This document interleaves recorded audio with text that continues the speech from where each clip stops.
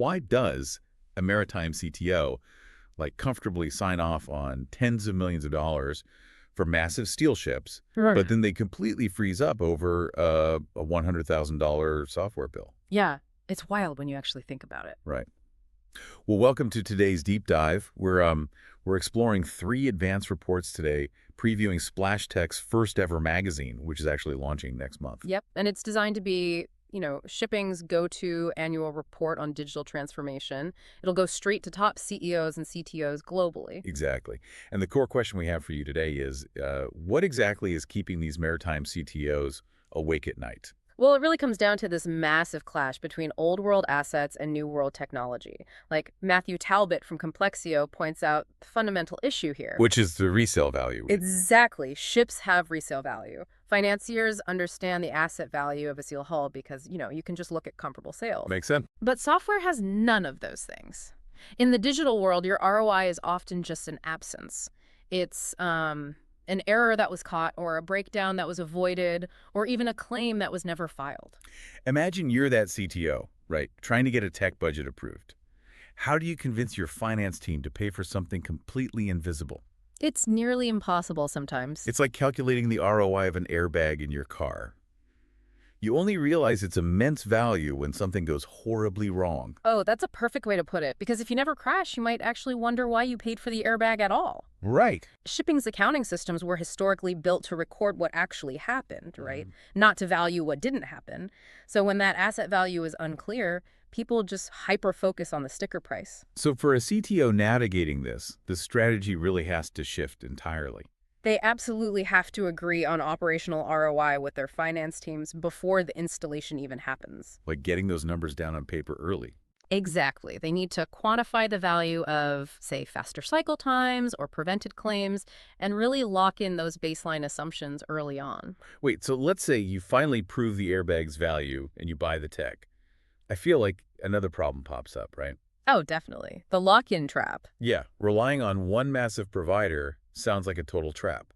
So if getting stuck with one vendor is the nightmare, isn't the obvious fix just to buy, I don't know, 10 different specialized best-of-breed apps for 10 different unique problems? I mean, on the surface, yes. You just spread the power out. Yeah, exactly. But without interoperability, those specialized apps just become isolated silos.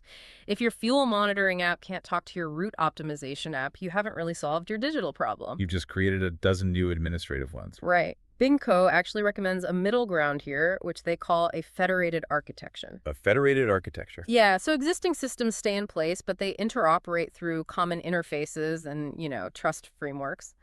Oh, okay. So a federated architecture is basically like a universal power adapter. You can plug in appliances from any brand, and the framework just ensures they all safely draw from the same electrical grid. And they speak the same language. Precisely. Mm. Adam Dennett of SpecTech warns that CTOs need to, and I love this quote, plan the divorce before the wedding. Plan the divorce before the wedding. That is brutal, but necessary. It really is. You have to secure your data portability and your exit provisions on day one. Not, 5 years down the line when the vendor gets bought out or suddenly doubles their prices. Secure the exit strategy on day one. Got it.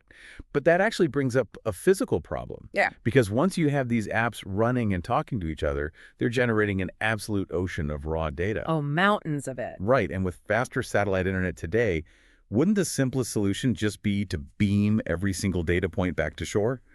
Just let the main land server sort it out. Sending everything ashore is a really blunt instrument. I mean, you have to consider the physical realities of maritime operations here. Because of the connection issues. Yeah, satellite bandwidth in the middle of the ocean is painfully slow and incredibly expensive. You just can't treat it like a fiber optic cable in an office building. So what's the alternative then?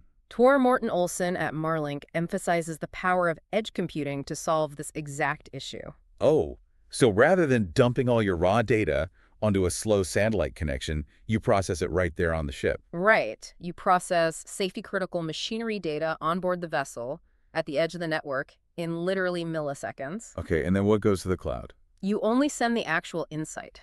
You send the exception or the trend or the anomaly. Send the insight, not the noise. I like that. Exactly. The cloud is for fleet-wide learning and long-term trends, but the edge is for immediate operational continuity. So digital maturity then isn't really about buying the highest number of apps or transmitting the most gigabytes. Not at all. It is entirely about orchestrating intelligent choices, proving value early, ensuring systems talk to each other, and computing data where it makes the most sense. And, that orchestration is exactly what's detailed in Splash Tech's new magazine dropping next month. It's a comprehensive look at the industry's digital path. Yeah, it really is essential reading for anyone tracking maritime tech. I highly recommend you check it out. Definitely be sure to check it out. But before you go, I want you to think about this. If maritime accounting is strictly designed to value physical steel, will shipping eventually be forced to invent an entirely new branch of financial accounting? That's a really fascinating question. Right, like just to value prevented disasters on the balance sheet. Ultimately, how do you put a hard price tag on an airbag that never had to deploy?